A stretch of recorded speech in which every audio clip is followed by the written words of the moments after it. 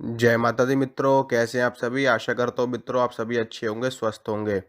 मित्रों, आज मैं आपको एक शाबर मंत्र बताऊंगा और ये मंत्र है शरीर बांधने का शाबर मंत्र। और इस मंत्र का प्रयोग करके शक्ति को भी बांधा जाता है।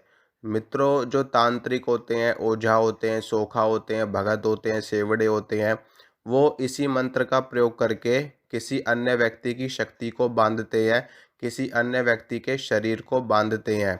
लेकिन इस मंत्र का प्रयोग दो तरीके से किया जा सकता है। एक तो किसी की शक्ति बांधने में और दूसरा अपना शरीर बांधने में। यानी कि आप किसी अन्य व्यक्ति की शक्ति को भी बांध सकते हो, शरीर भी बांध सकते हो किसी अन्य व्यक्ति का।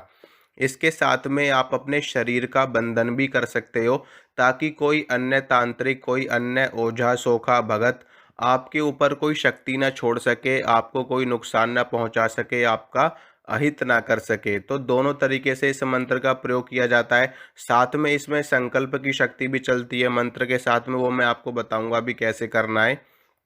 तो सबसे पहले मैं आपको मंत्र बता देता हूँ, उसके बाद में मैं आपको आगे की चीज़ बताता हूँ। मंत्र सुनिए मित्रों। मंत्र इस प्रकार है। आसन बांधू बासन बांधू बांधू अपनी काया चारी खूट धरती के बांधू हनुमत तोर दुहाई। दोबारा सुन लीजिए। आसन बांधू बासन बांधू बांधू अपनी काया चारी खूट धरती के बांधू हनुमत तोर दुहाई। ये मंत्र है मित्रों। ये मंत्र स्क्रीन पे भी लिख दूंगा, स्क्रीन पे लिखा भी आ रहा होगा आपके सामने। तो इस मंत्र को आपको सबसे पहले तो अच्छे से याद कर लेना है और उसके बाद में इस मंत्र का प्रयोग आपको करना है। प्रयोग कैसे करोगे, देखिए मित्रों।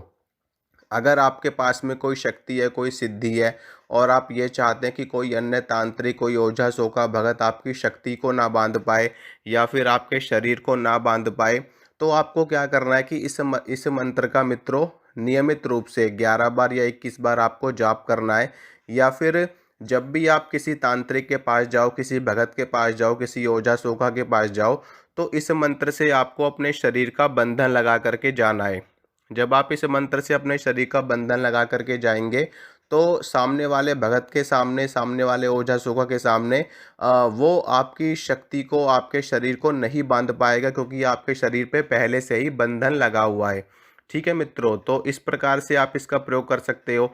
इसके अलावा अगर आप कोई साधना कर रहे हो, कोई उग्र साधना कर रहे हो, कोई भयंकर साधना कर रहे हो, शमशान में कर रहे हो, निर्जन स्थान में कर रहे हो, नदी के किनारे कर रहे हो, तो वहाँ पर भी आप अगर साधना में बैठे हो, तो साधना में बैठने से पहले आप अपने शरीर का बंधन लगा सकते हो इस मंत्र का प्रयोग करके। यानी कि ये मंत्र आपकी सुरक्षा भी करता है। ठीक है, जब आप अपने शरीर का बंधन लगा लोगे, तो सामने वाली शक्ति आपको टच नहीं कर पाएगी, आपको छू नहीं पाएगी, आपको नुकसान नहीं पहुंचा पाएगी। ठीक है। अब एक चीज़ और होती है, आप लेकिन अगर आप अपने शरीर का बंधन करोगे तो भी आपको इसी प्रकार से ही करना है। मंत्र को 11 बार पढ़ना है मित्रों। ठीक है, 11 बार मंत्र को पढ़ना है और अपने शरीर पे 3 बार आपको फूंक मारनी है, या फिर अपने दोनों हाथों पे 3 बार आपको फूंक मारनी है। उसके बाद में अपने दोनों हाथ अपने पूरे शरीर पे आपको फेर लेने हैं, आपके शरीर का बंधन हो जाएगा।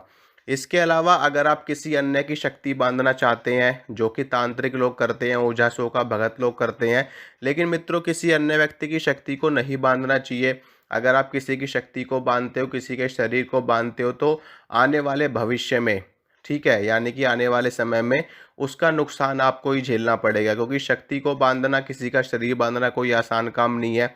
वो शक्ति आपके ऊपर क्रोधित होगी और कभी न कभी मौका मिलने पर आपको वो शक्ति चटका देगी। तो इस प्रकार से आपको किसी की शक्ति को नहीं बांधना चाहिए। लेकिन जो बुरी सोच वाले लोग होते हैं, नकारात्मक सोच वाले लोग होते हैं, वो लोग ऐसा काम करते हैं, शक्तियों को बांध देते हैं, क्योंकि उनको उस शक्ति को बंधन में लेकर के वो अपने पास खींचने की कोशिश करते हैं। लेकिन ऐसा बहुत ही कम लोग कर पाते हैं। जो बहुत ही सिद्ध होते हैं वही लोग ऐसा कर पाते हैं। कोई छोटे मोटे भगत ओझा सोखा ये काम नहीं कर पाते। ठीक है, शक्ति को बांध तो देंगे लेकिन शक्ति को खींच नहीं पाएंगे। शक्ति को खींचना बड़ा मुश्किल होता है। ठीक है, तो आपको करना क्या है कि अगर आप किसी और की शक्ति को बांधना है, इस मंत्र को सबसे पहले आपको ज़्यादा से ज़्यादा जाप करके इसको अच्छे से पका लेना है। यानी कि मंत्र को ज़्यादा दिनों तक जाप करके, जैसे कि 11 दिन तक या 21 दिन तक या फिर 41 दिन तक मंत्र का जाप करके रोज़ 108 बार या फिर 3 माला 5 माला करके इस मंत्र को अच्छे से सिद्ध कर लेना है। अच्छे से इस मंत्र की शक्ति बढ़ा लेनी है।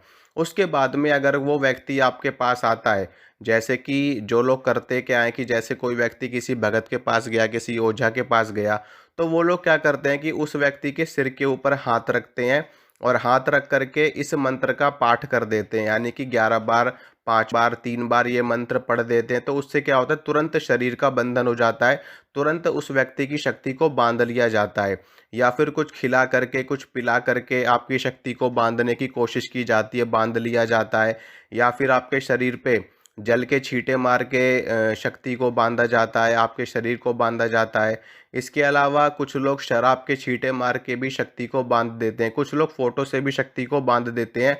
जो अच्छी सिद्धि रखते हैं, अच्छी शक्ति रखते हैं, वो लोग फोटो से भी बंधन कर देते हैं, बालों से कर देते हैं, कपड़ों से बंधन कर देते हैं, नाखूनों से बंधन कर देते हैं, शरीर पे पहने हुए वस्त्र से बंधन कर देते हैं। ठीक है? तो उसके लिए वो लोग क्या करते हैं कि उस व्यक्ति की कोई भी वस्तु उसके पास होनी चाहिए, जो जो व्यक्ति बंधन कर रहा है। कोई भी चीज़ हो, चाहे कपड़ा हो, सिर के बाल हो, शरीर के बाल हो, नाखून हो, या फिर वो व्यक्ति स्वयं हो, या उसकी फ़ोटो हो, या उसका नाम हो, गोत्र हो, पिता का नाम हो, घर का एड्रेस हो, इन सारी चीज़ों से बंधन लगाया जाता है। उसको क्या क्या होता है, मंत्र को उस व्यक्ति की जो भी वस्तु उसके पास में होती है, उसको अपने समक्ष रखा जाता है और उसके बाद में मंत्र को बार बार पढ़ करके काली सरसों, ठीक है, मंत्र को बार बार पढ़ करके काली सरसों उस व्यक्ति की वस्तु पर मारी जाती है। इससे क्या होता है कि 108 बार मंत्र पढ़ा जाता है और 108 बार काली सरसों को मारा जाता है। तो उससे क्या होता है कि उस व्यक्ति की शक्ति बंधनी शुरू हो जाती है और ये क्रिया लगातार 7 दिनों तक या फिर 11 दिनों तक चलाई जाती है। इससे बहुत ही भयंकर बंधन होता है और उस व्यक्ति की शक्ति को बाहर निकालना बहुत ही ज़्यादा मुश्किल हो जाता है। देखिए मित्रों, मैं आपको बता दूं, देखिए, अगर किसी व्यक्ति ने आपके शरीर को बांध दिया, तो होगा क्या कि जो आपकी शक्ति है वो आपके शरीर में प्रवेश नहीं कर पाएगी। ठीक है, नहीं कर पाती शक्ति प्रवेश। और इसीलिए ये कहा जाता है कि शक्ति को बांध दिया या फिर शरीर को बांध दिया। शक्ति को बांधना कोई आसान काम नहीं है मित्रों। शक्ति तो शक्ति है, ब्रह्मांड की जननी है, ब्रह्मांड की सर्वोच्च शक्ति, तो उनको बांधना कोई बच्चों का खेल नहीं है। यहाँ तक कि उनको बांधना असंभव के समान है। ठीक है, यानी कि असंभव है। कोई ऐसा अगर सोचता भी है ना, तो वो बहुत ही गलत सोचता है। ऐसा बिल्कुल भी नहीं होता शक्ति को बांधना। वास्तव में होता क्या है कि शरीर को बांधा जाता है। ठीक है, शरीर को अगर कोई बांध देगा तो शक्ति शरीर में प्रवेश ही नहीं कर पाएगी। तो बात यहाँ पर आ जाती है।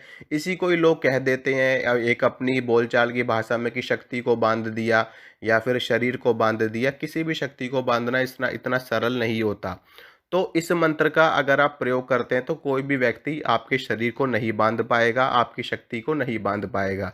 ठीक है, जैसा मैंने आपको बताया, प्रतिदिन 11 बार या 21 बार मंत्र का पाठ करिए और उसके बाद ही आप आगे कहीं भी यात्रा करिए, कुछ भी करिए, कहीं भी आइए जाइए, आपकी पूरी सुरक्षा होगी और आपकी शक्ति भी सेफ रहेगी आपके साथ में। ठीक है मित्रों, तो आशा करता हूँ मित्रों, जो जानकारी मैंने आपको दी आपको अच्छी लगी होगी, आपको पसंद आई होगी।